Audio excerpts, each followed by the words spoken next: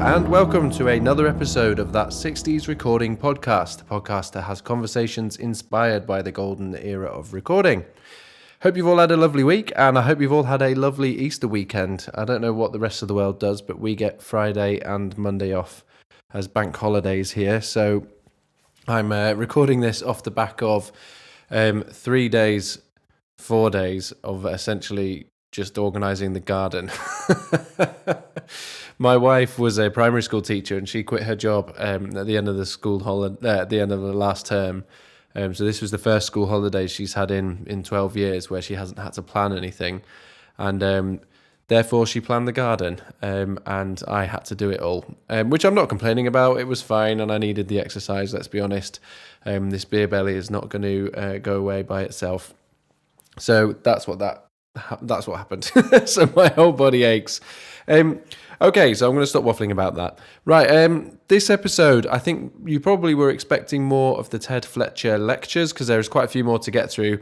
However, I had this interview ready to go with Ryan Poole, and it turns out he's got some cool stuff going on that's quite timely. And being the sort of community-minded person that I am, I thought it'd be nice to squeeze this in because of the stuff that he's got going on, which you'll hear about at the end of the episode, but also because it gives a bit of a break. These sort of lectures are quite heavy, and although you guys all seem to be really enjoying them, I think it's probably wise to take a break, and then we'll maybe do I think there's 4 left perhaps, so maybe a little group of 4 after these couple of episodes have gone out. So Ryan is a producer and a drummer as well, actually. Everyone who I connect with seems to be a drummer, which is fine. And he has a band called Nite Tides, Nite Tides, and you can find a link to their music in the Spotify playlist that I put together. And it's modern music, but it's got a real sort of Beach Boys harmony mentality, and chordally it's very Beatles. And he reached out to me on Instagram. I said reached out. Oh my goodness, that's the term that you're not supposed to say. He got in touch with me on Instagram, and I just fell in love with the music, so I was very keen to get him on. And he's a really lovely guy, as you'll hear. So we chatted for quite a while, so these 2 episodes are a little longer than my usual episodes have been of late. But I really do hope that you enjoy them, and we'll just get straight into it. Here we go, Ryan Poole of Nite Tides.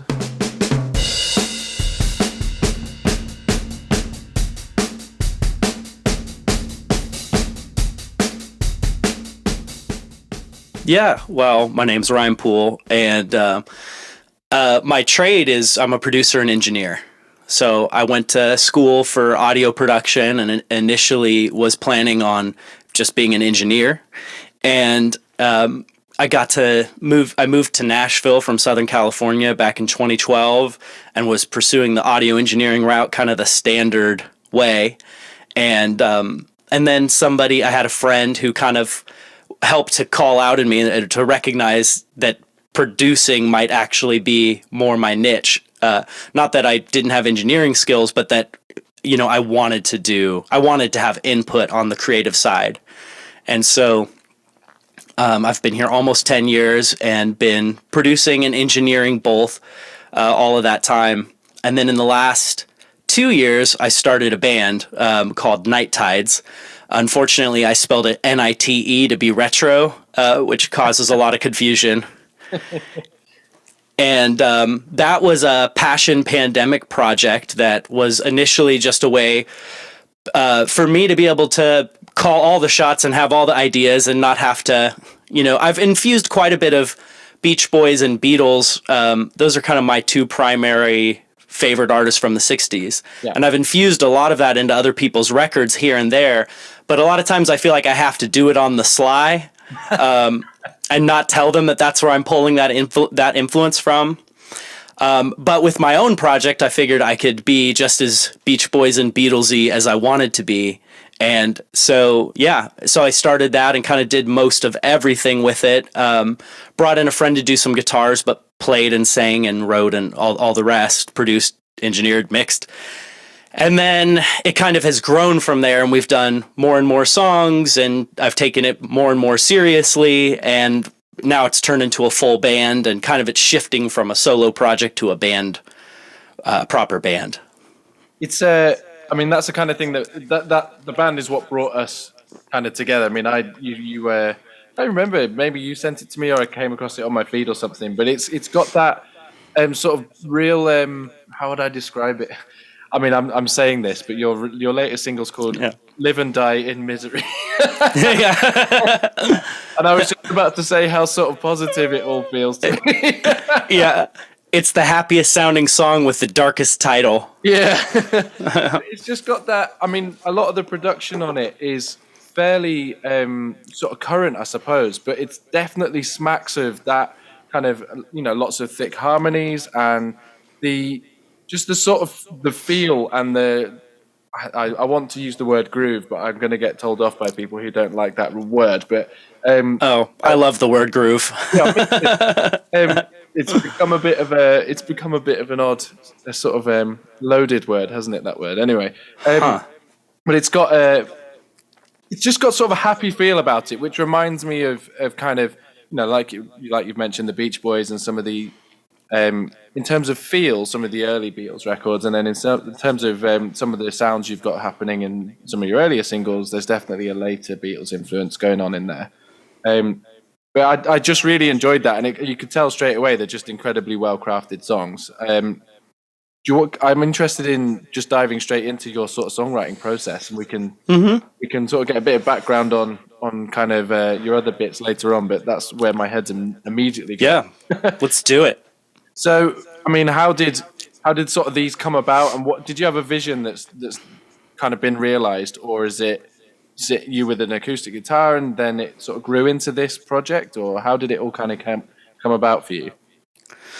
Well, initially, I would I set out to kind of try to make a modern indie sort of indie music, which means everything and nothing, but kind of do an indie band sound. And as a producer, I've kind of played just about everything on somebody else's record at one point or another, other than singing. But I also help people songwrite, and particularly if a client brings a song that I feel, needs a little help, I'll sit down and help them with it. So I've just been exposed to all the different kind of parts of it. But so initially I just wanted to make an indie song, and there's a band called Daywave that's not particularly huge, but I really like. They have a very lo-fi, there's some 60s to it, but it's probably more 80s, but I wanted to do something like that. And then so for the first song, I just needed lyrics, and the music is really the part I care to craft. And so I was like, okay, I got to write some lyrics, and I kind of spit them out pretty quickly. And that was a song called Forever Baby. But since then, once I started taking it more seriously, and it wasn't just about putting out a single for fun, then I went back to kind of what I believe a good artist should do, which is start with a really great song. And so the first song I wrote in one day, and all the rest of the songs have been written over usually months. Okay. And so now I actually care and spend time with it. But as far as process, piano is the instrument I feel most comfortable writing a song on. I'm originally a drummer. Oh, interesting. So drums is what I would feel comfortable playing on a stage the most, but piano is the instrument that I most feel comfortable to. I understand where all of the notes and the chords are, but really this is kind of a funny, odd thing about me, but I really kind of mostly stick to the key of C when I'm writing. Interesting. And that's just because that's the key that I've spent the most time with. And here in Nashville, we have the Nashville number system, if you're familiar with that, where people don't talk about chords, they talk about, its number. And so the root is 1, etc. So when I moved here, I was like, okay, crap, I got to know this Nashville numbers thing. And so I started in the key of C, just trying to think about numbers instead of chords. And I really need to expand that knowledge out past C. And I have, but C, I know how to do a flat 4 and a sharp 5 and a flat 6 and a minor in C, I don't have to think about it. And so my songwriting process for Nite Tides, because I'm trying to the inspiration is Beatles and Beach Boys songwriting. And it kind of came out of a process of me spending about 2 years practicing piano and just learning Beach Boys and Beatles songs and realizing that they used a whole lot more chords than most of the music I grew up with. Yes.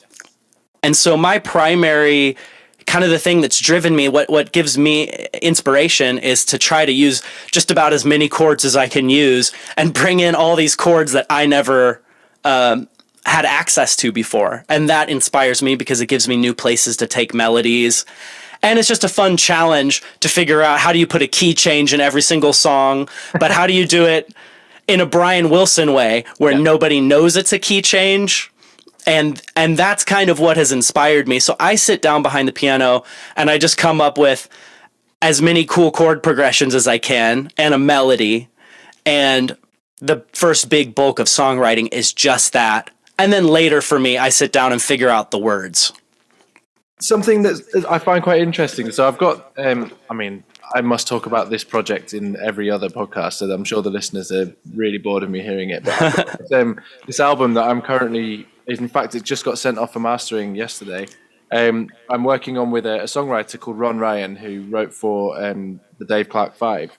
And he writes all his songs in C, which is... oh, really? Yeah, exactly the same as you. And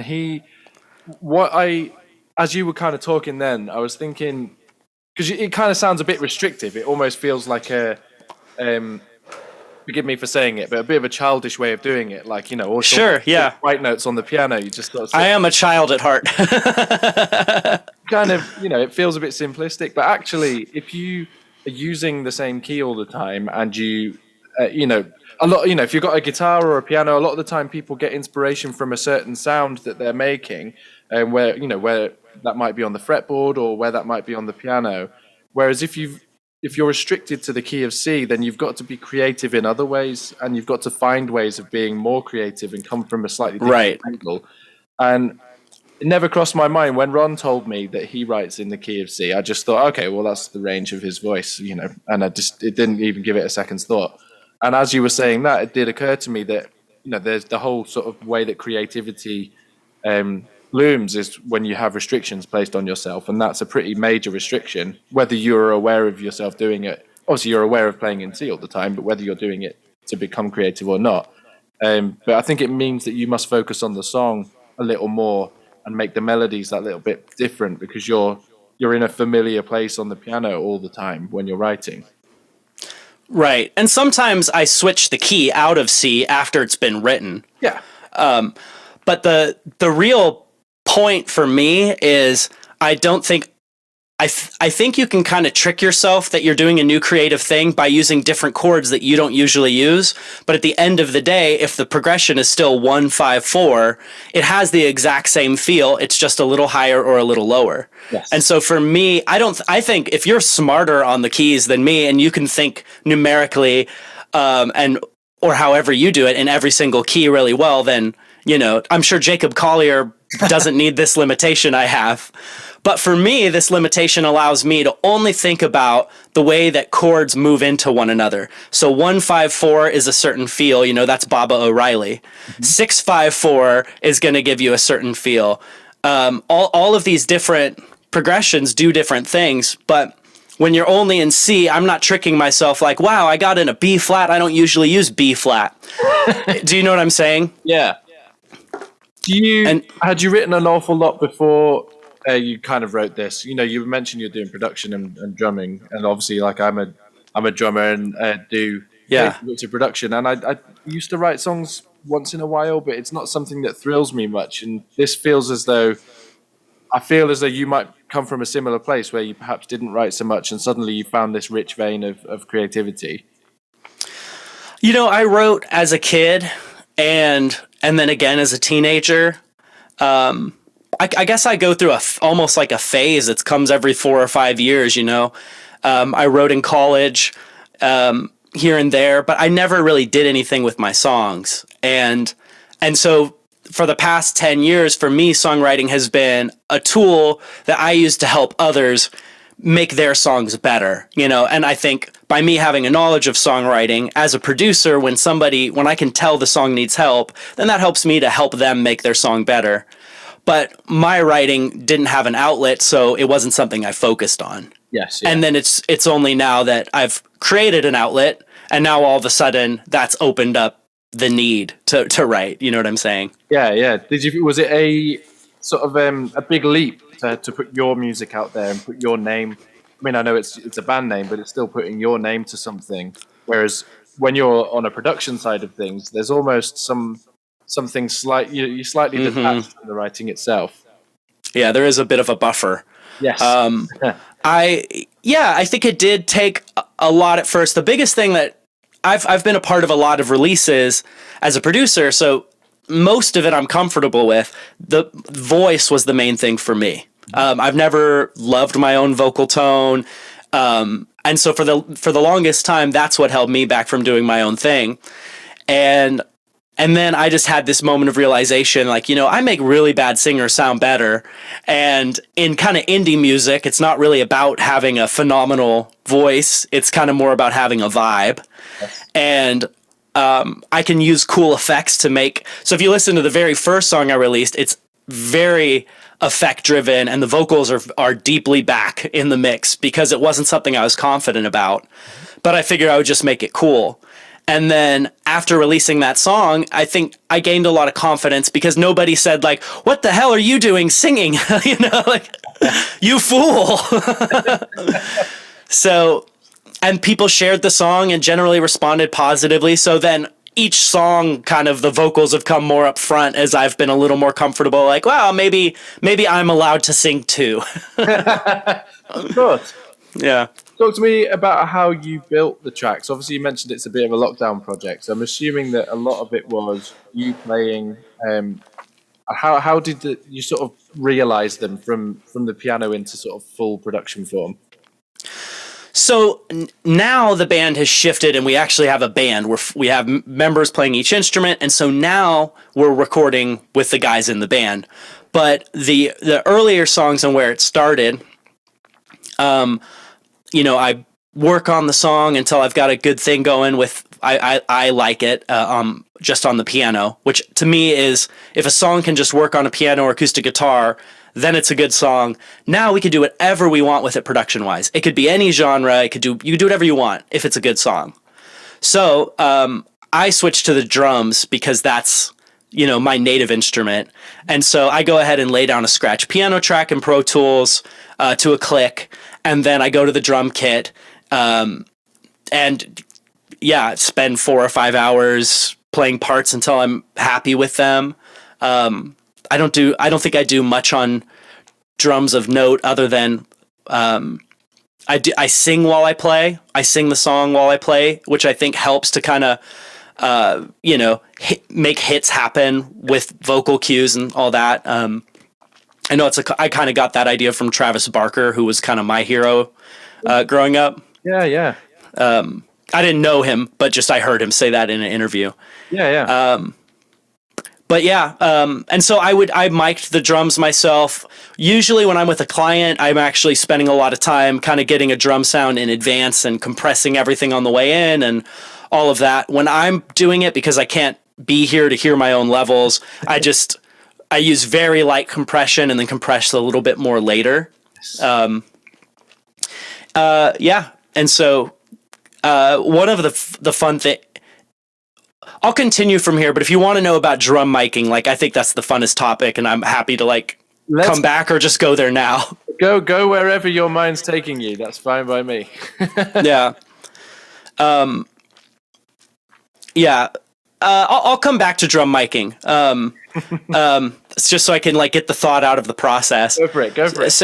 So I'll do drums, and then I'll come back, and then usually it's guitars next, because genre-wise, I feel like it's what I want to create is a more guitar-driven genre. Okay. And so usually I'll start by laying down guitar ideas. Guitar is not my strongest instrument, but I can edit really well, and so I'll come up with some ideas, kind of put it in a direction, and then I'll bring in from the very beginning, I've brought in my good friend and now our official guitar player, Zach Ummer. And Zach will come in and come up with all sorts of cool leads. And he's very much into a band called The War on Drugs, if you're familiar with them. Absolutely, yeah. Yeah, so he has just all the pedals in the world and all the cool flangey, phasey choruses, tremolo. He's always got something new. And he'll come in and just, from the beginning, it's been a very good marriage because he thinks like an artist. He actually has his own artist thing that he does that he's been putting music out under. And so he'll come up with really cool stuff. We share a lot of genre, a lot of favorite bands and all that stuff. And yeah, so once Zach has his guitars, usually I'll switch to vocals, get down to lead vocal, which I always double. A lot of times with like modern pop production, I'll do 3 vocals on somebody. Okay. For Nite Tides, I always just do a single double because I think it leads to a more indie sound. It also has a more retro sound, I think, when you only have 2 because you get more of the pitch warble between them. Yeah. And then I have a fun time in the mix, whether they're going to be wide or if I'm going to put them both dead up the center.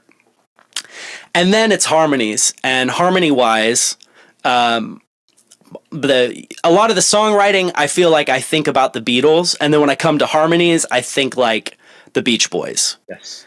And I've done thus far, all of my harmonies are on a D19. Amazing. which I really enjoy because I'll do the lead vocals on either a U87 or Sony C38B. Mm-hmm. And so a proper condenser microphone, they're gonna sit more forward in the mix and all of that. But with the D19, it's a slightly darker sound. It's a dynamic microphone, and it also is a little more lo-fi. Yes. And so all of those harmonies naturally blend together because of that, and they sit behind the lead vocal without having to create that effect with EQ. So I think it's mixing with the microphone. Yeah, that's kind of interesting, especially for.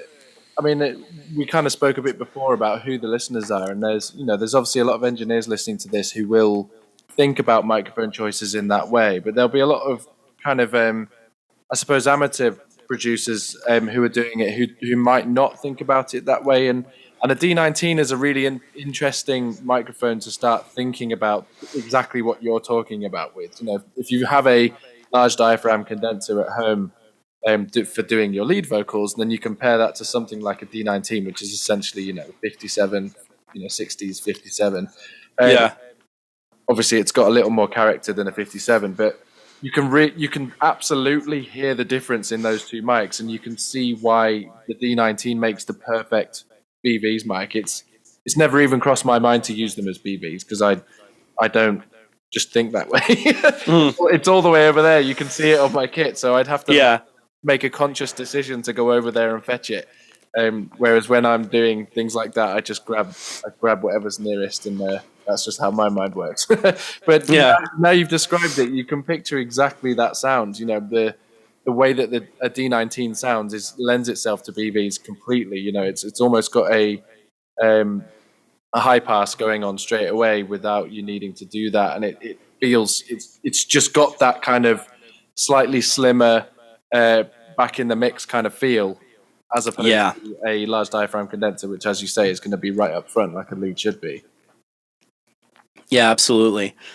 And I think it ends up making so all of my harmony stacks are absurd, and so I've heard them. They sound. Are you just ripping it as you go along, or how are you thinking about it when you're doing that stuff? It varies every time, and I think that's been one for me, a key as a producer and now as an artist, is to constantly vary my process. That just keeps me interested and engaged, and inspired. And I think if I did it the same way every time, I would get bored and then I would stop. So, but I mean, there's sort of some rules. I kind of. For most songs, I will do a pass of singing the lead vocal, but the chord of the song. Okay. Which I'm not classically trained in harmonies, which has been mostly I think an advantage in my career, because a lot of people are, and they naturally think about the third and the fifth and laying those things down, and then my mind just goes to wacky stuff. But so I kind of figured out like, oh hey, it kind of gives you that Beach Boys and or like vocal, what do you call it, barbershop quartet feel. Yeah, you know. So I'll sing, if the chorus, we have a song called Your Window. The chorus is C, E minor, F, F minor. Okay, so I'm going to sing a C, then an E, then an F, and then an F with the same lyrics as the lead, and then come back and do, the third, the fifth, and usually a seventh, because I think that helps make things sound like the kind of older 60s vibe. A lot of times the 7 doesn't work for every chord, so then you just switch it to being the octave where the 7 doesn't work, and so that'll be your kind of fourth line. So like I'll create that pass, and then all of those are doubled, and then all of those vocals usually live together, and that'll be one stack. And then I'll come back and I'll do more interesting harmonies, the kind of things that my brain just naturally goes to, which is a lot of, I think mostly it's me picking notes that just sound pretty, but not sticking to a specific line. So I'm probably alternating between adding a second and a third and a fifth, just depending on what seems to work well with the specific melody and chords. And so I'll create all those harmonies, which is, it is a lot of seconds and fifths. I really love those intervals. And then I'll come back and then I'll do your kind of more traditional BGVs. And I think that's one of the things that gives you more like a period specific sound, is to go, I'll do ahs and oohs, but I really try to do a lot of like repeat lines where you take the same lyrics from the song, but now you create a new melody and they're maybe slightly delayed. And then maybe you feed off of that. And so, I don't know. Does that kind of make sense? Oh, completely. What I enjoy is, because I know, the sort of writing and production process, you're not thinking about this stuff necessarily as outwardly as you are right now. I mean, that'll be in your brain, but it will be just coming out as you're doing it. You probably are just doing it because that's the right thing to do. And I'm enjoying hearing you talking about it retrospectively, but obviously, you know what you're talking about so well. You say you're not trained, but you obviously know your eggs. Oh, thanks. Well, I've been trained by just being in Nashville, because the kind of musicians that are here are just it's a phenomenal musicians all around, and it tends to be more musicians that are trained here than what I'm accustomed. Coming from Southern California, more of the musician I was around were just people who were picked up a guitar and kind of self-taught, and that's my background, coming from like pop punk bands and just picking up a guitar or a drum set and making a fun loud sound.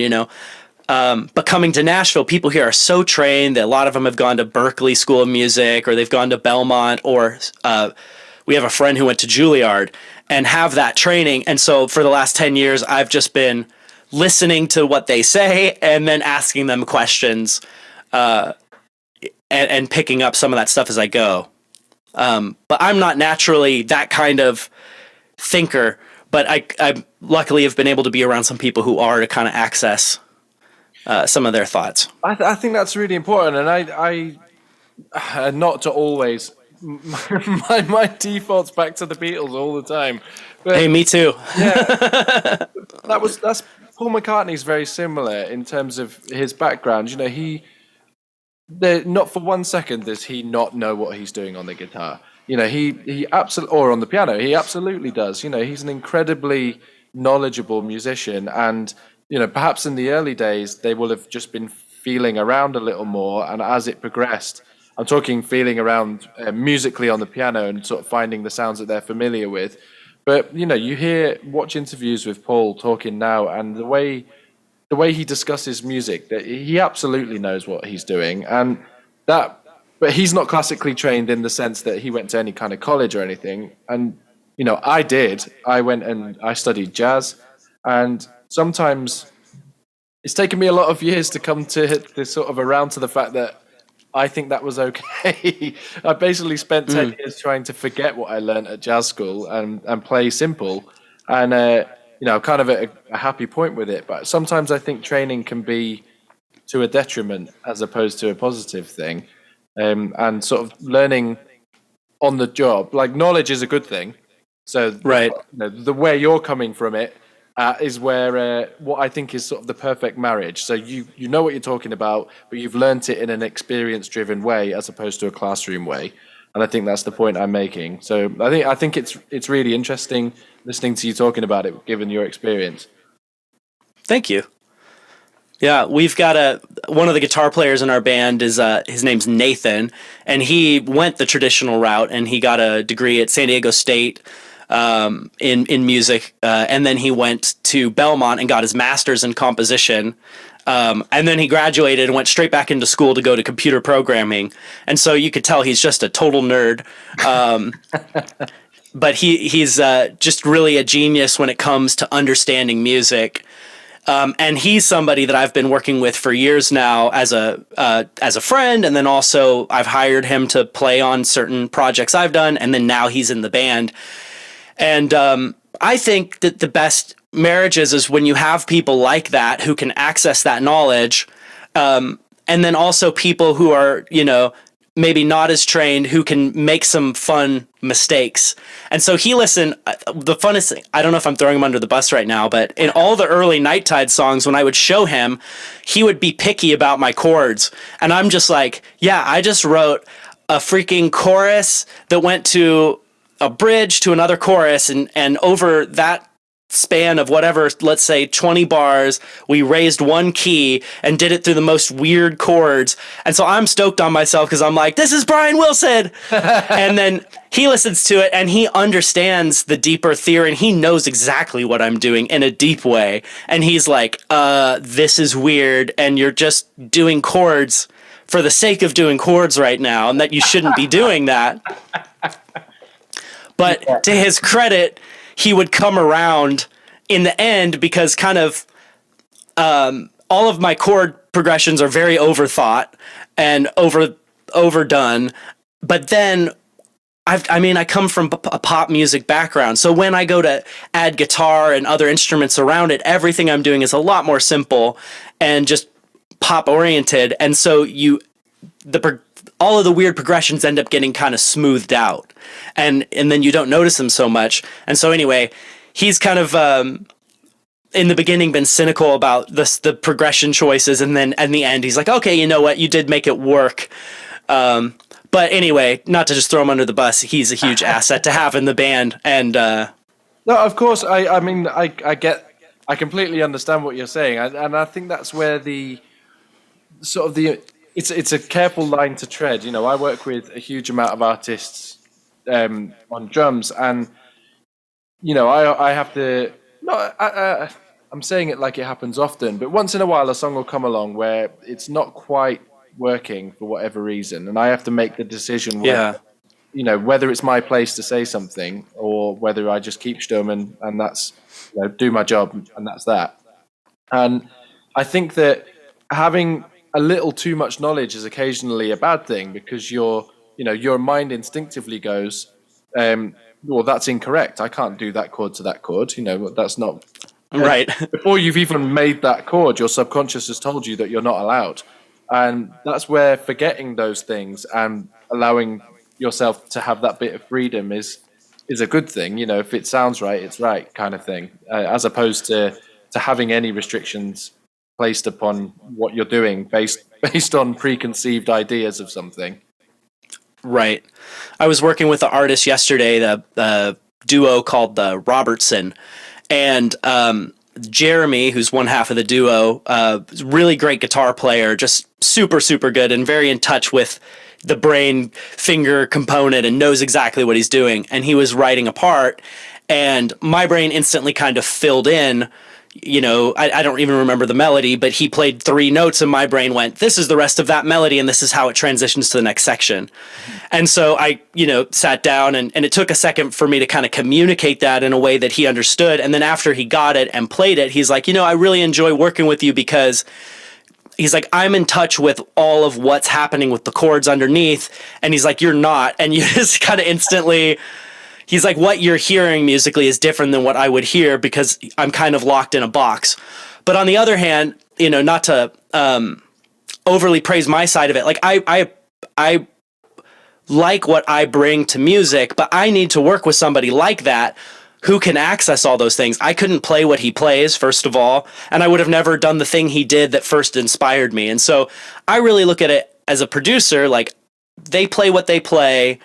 They're somebody who's a master of their instrument. They have that knowledge.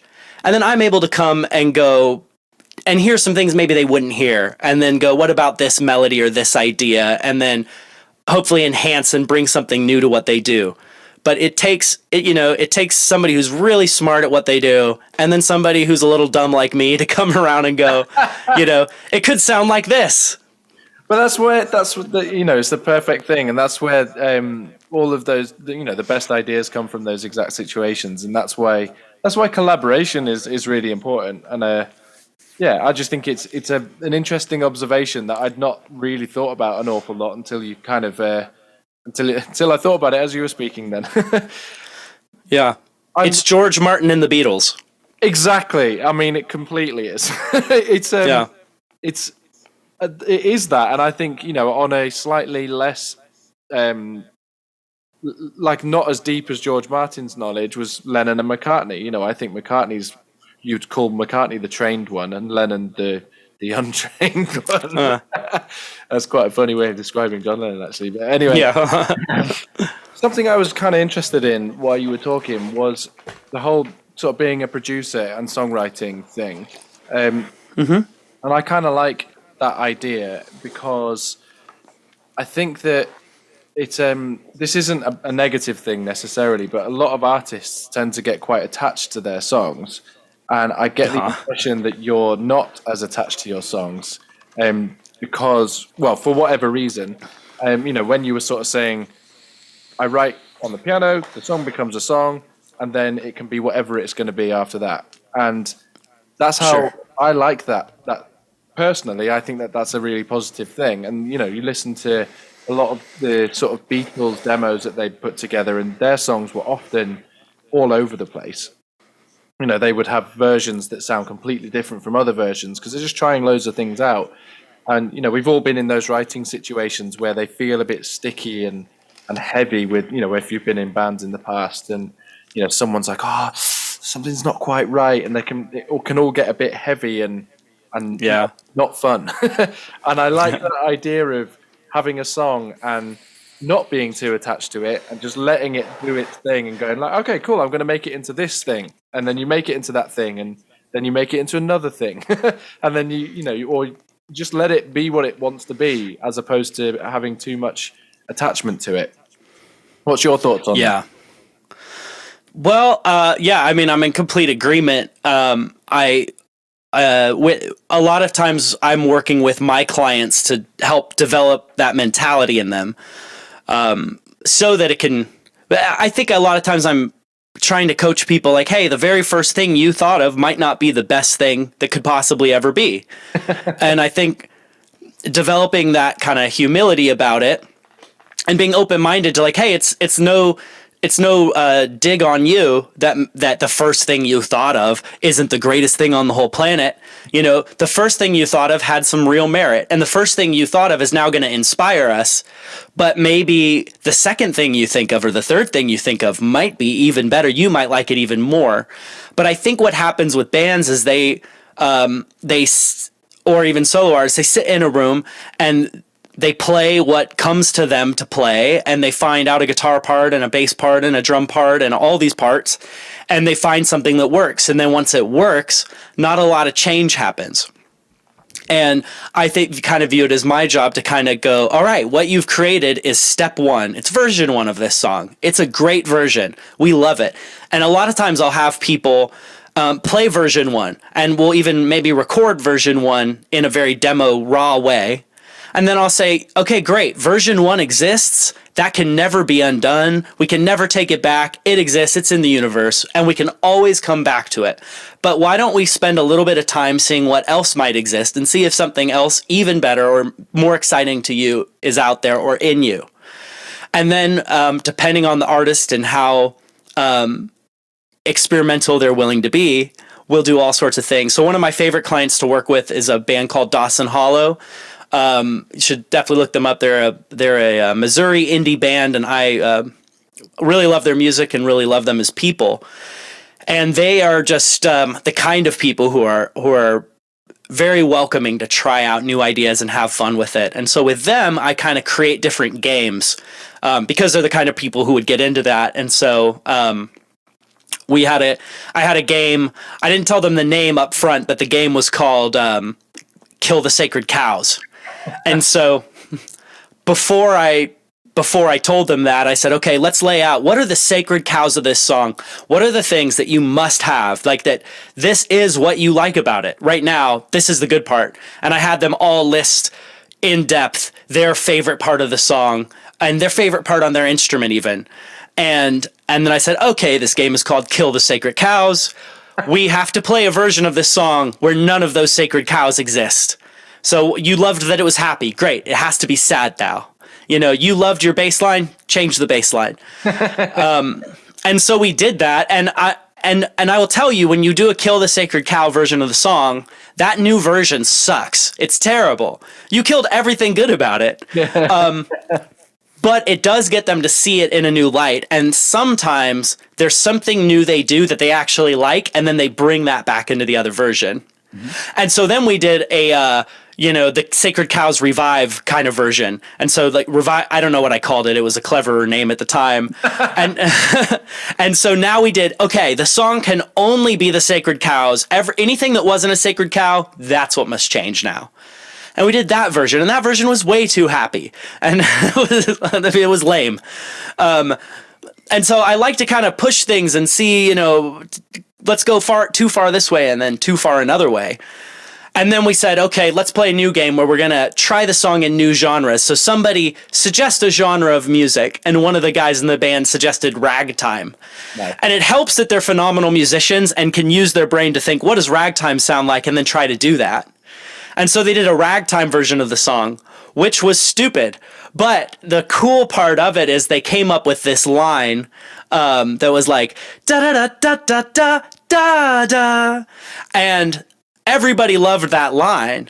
And so then that line became one of the hooks of the song later on. And on and on. We spent 2 days of pre-production just simply exploring what the song could be. And then we would record these versions, and we would take notes. And after each time, we'd stop and say, okay, what did we like from that version? What did we not like? And you'd usually pull one new idea from each weird detour you took. And then we came to the end and said, all right, so how are we going to get all these great ideas into one song and pick one specific vibe, one specific groove on the drums? Now that I know that's a 4-letter word, I'm going to want to say it all the time. And then we created this hybrid version that became the new version of the song. And then once they came into the studio, that's a template to start from. But then each instrument, as we laid down drums, it's like, okay, great. We know what the core feel is, but now how are we going to take that to the next level and make these drums even cooler, more signature, better, etc. Anyhow, if your listeners are interested, that song is called Summer Snow by Dawson Hollow, and you can hear the crazy mishmash thing that we made, and I think it turned out well. I think they like it.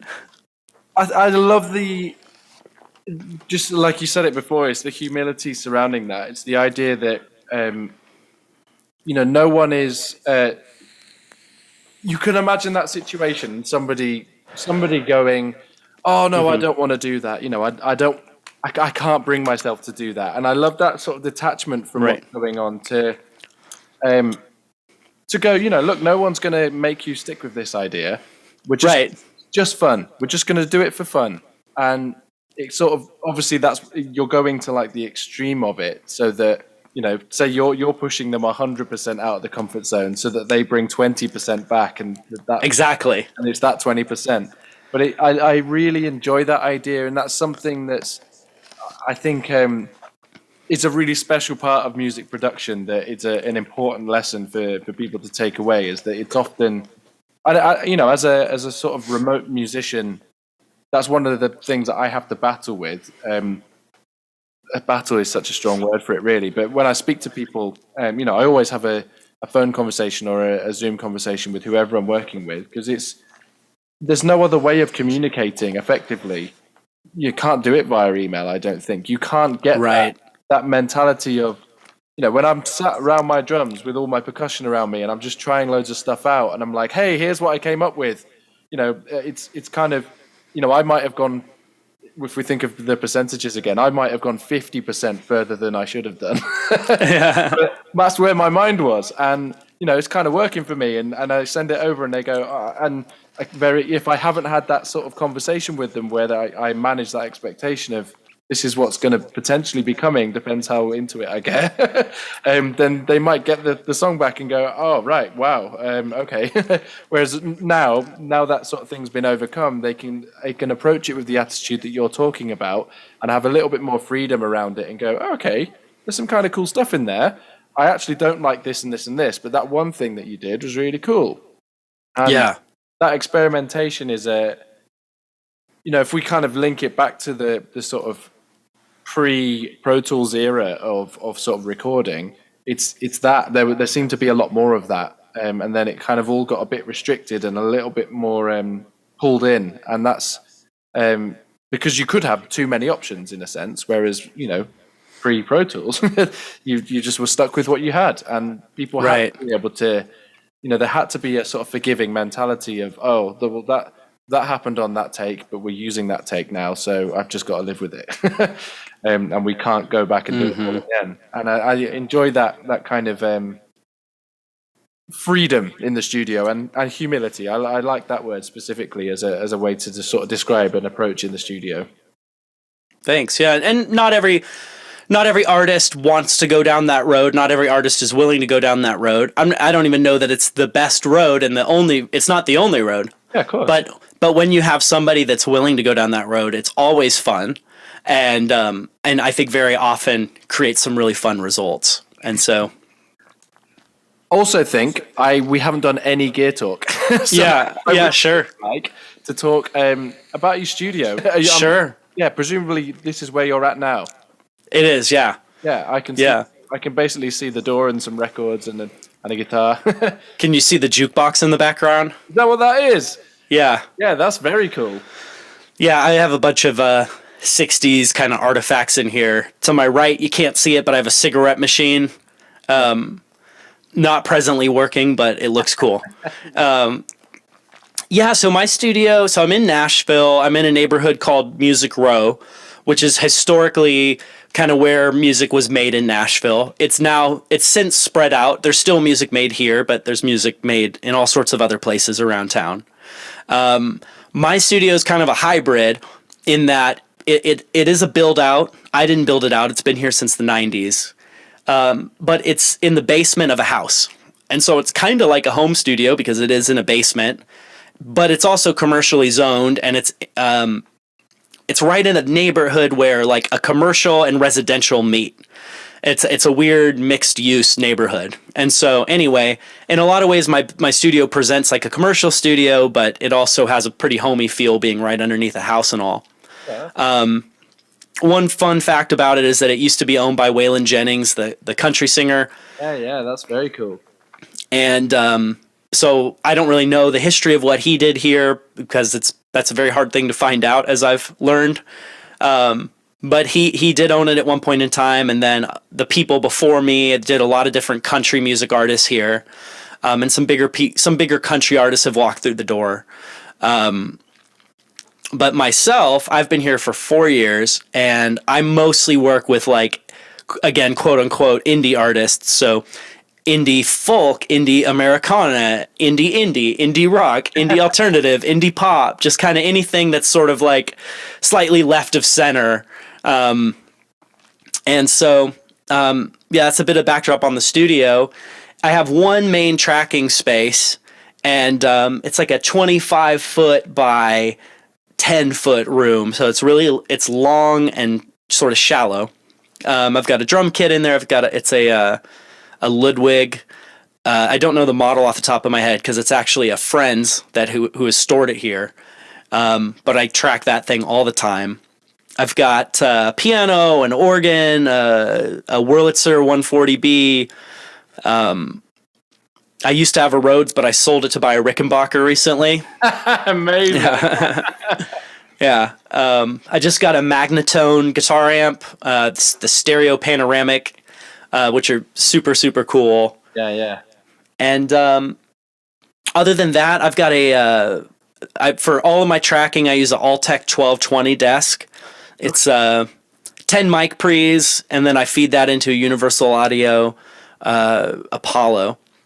And the Altec 1220 I heard of from a engineer named Ryan Hewitt. And if people aren't familiar, he's he's a world-class engineer. Red Hot Chili Peppers, he just did their newest album, but he's done several albums with them. He mixed a Johnny Cash record back in the day. He's done the last Lumineers album, or several ago, Ophelia. And just, the Avett Brothers, on and on and on. He's just kind of world-class guy. And he mixed a record for me several years ago. And ever since then, I've kind of just followed him on social media and everything. And he got this Altec 1220 desk and was really singing its praises. And so I ended up finding one on Facebook Marketplace for $70. Wow. And it's basically a live console from like 1969 or 1970. Fantastic. I'm Googling it now while you're talking. Have you got the meter bridge on it? I do, yeah. Very cool. There seems to be a bit of a thing about these sort of I don't know what you'd call it, like basically not branded with a name that we all are completely familiar with, like Studer or Neve. But like, I've got this little Alice console that I use here.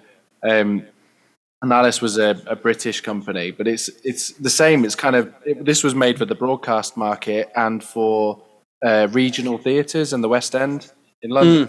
And there seems to be a kind of cool little subculture of finding these desks that have got really great analog gear inside them, and not everybody knows all of the secret ones yet. So everybody will be out buying Altec desks now. Yeah, they are really high harmonic distortion pre's. I have a tech who fixed it up for me. Even if anybody's listening, if you need a tech in the Nashville area, Jim Harveth, just DM me.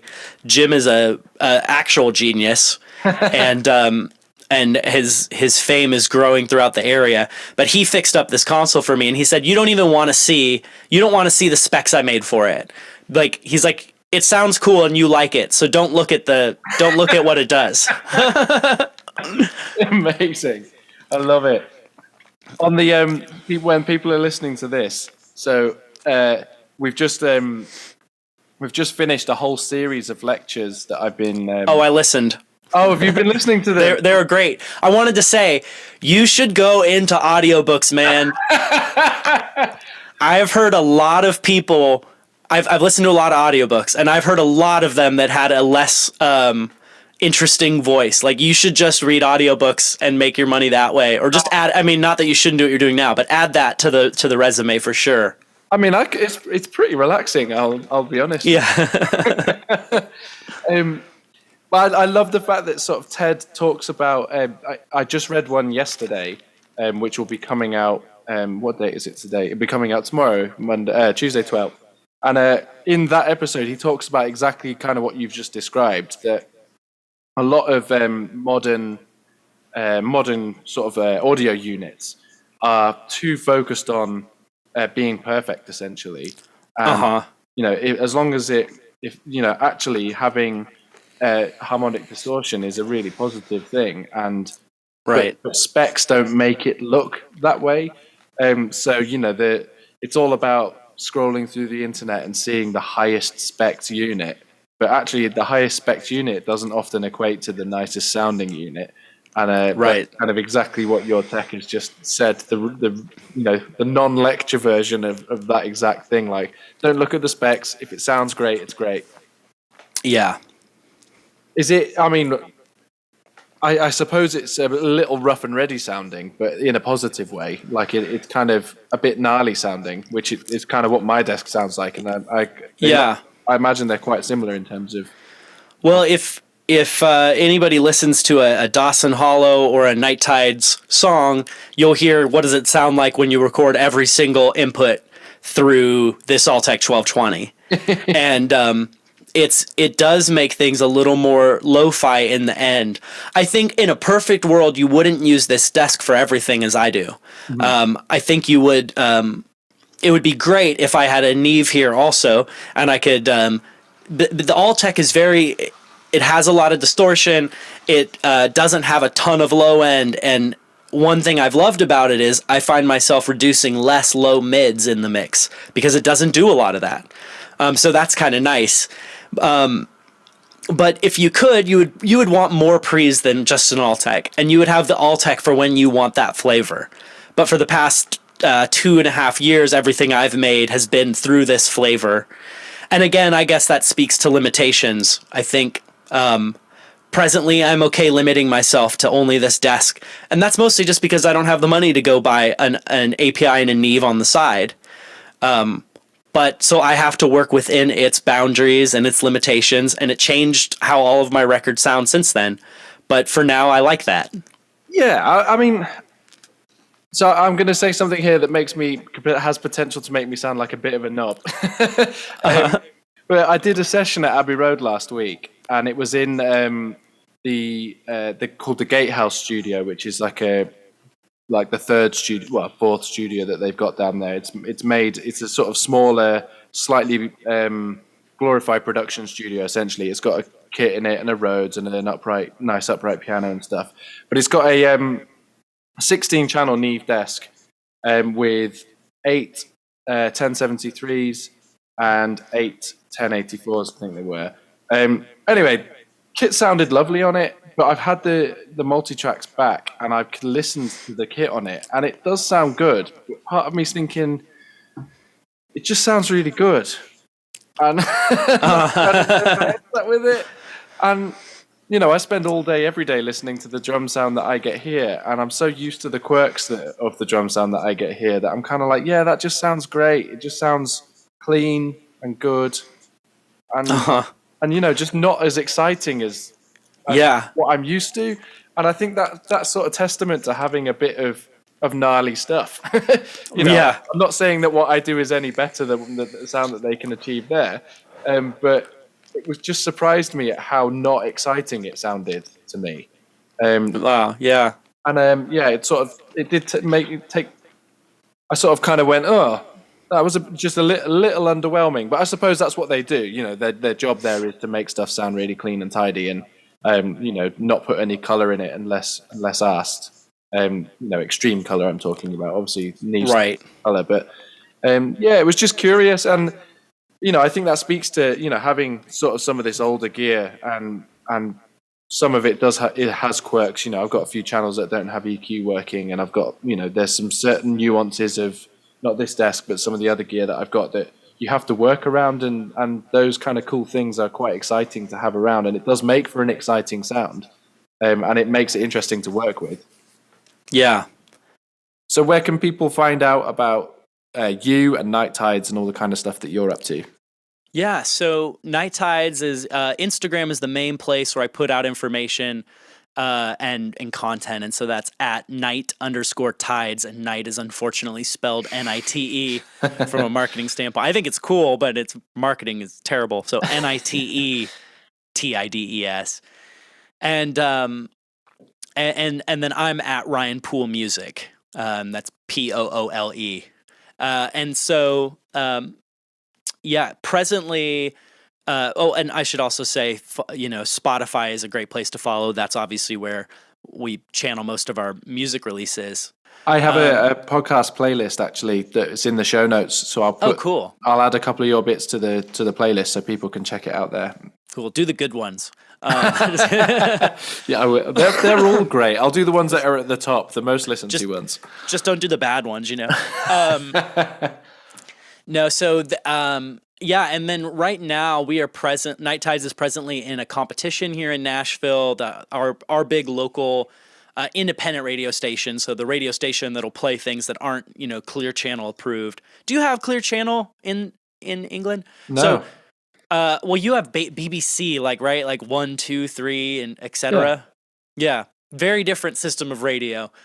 We have giant companies that do radio, and it used to be that every radio station was its own island and could do whatever they wanted.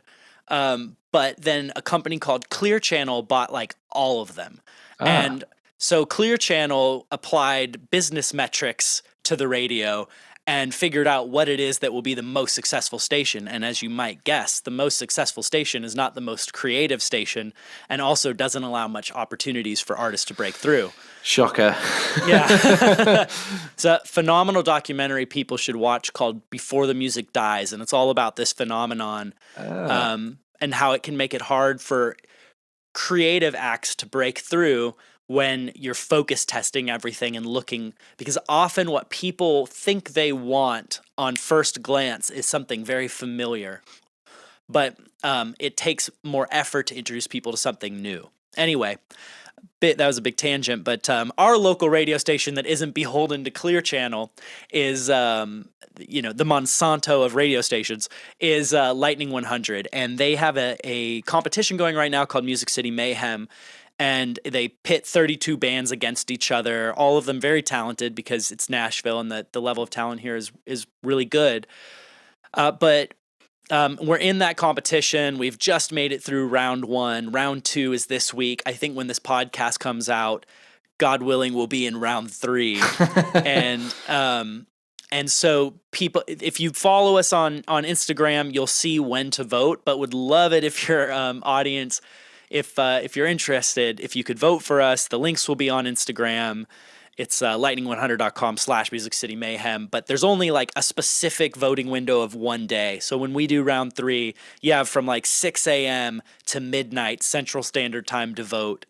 And you have to have a valid US number to do it as well. So unless you have that in England, you pretty much have to be in the States to do it. But would love your vote because the winner gets a bunch of prizes and gets to play a big show, and it's kind of just generally a really cool accolade to have here.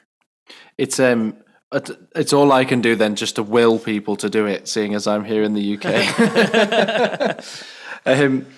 Cool. Well, we'll put links to all of your socials and stuff in the show notes below. So please do go and click that, and at the very least, go and check the tunes out, because that's the whole reason that we're here, is because I checked them out and I was like, these are absolutely brilliant. I love them. Thank you very much. Yeah.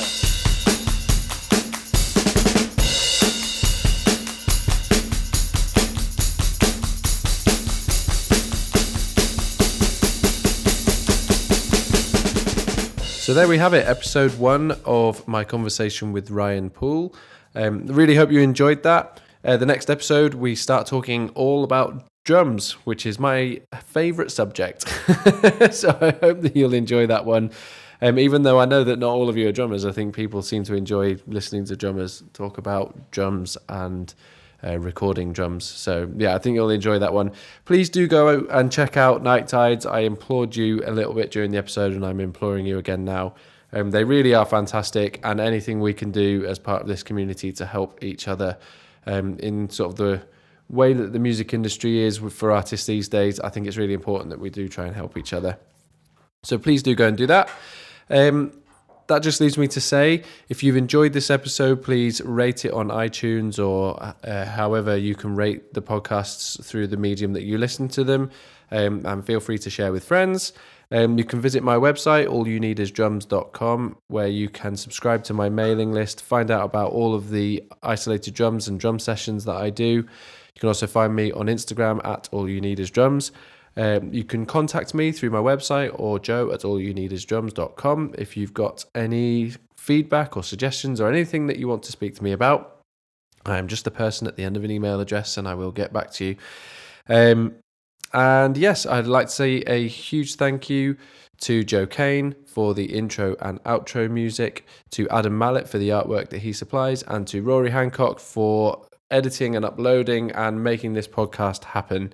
And I will be back next week with more from Ryan Poole. Have a fantastic week. Speak to you soon. Goodbye.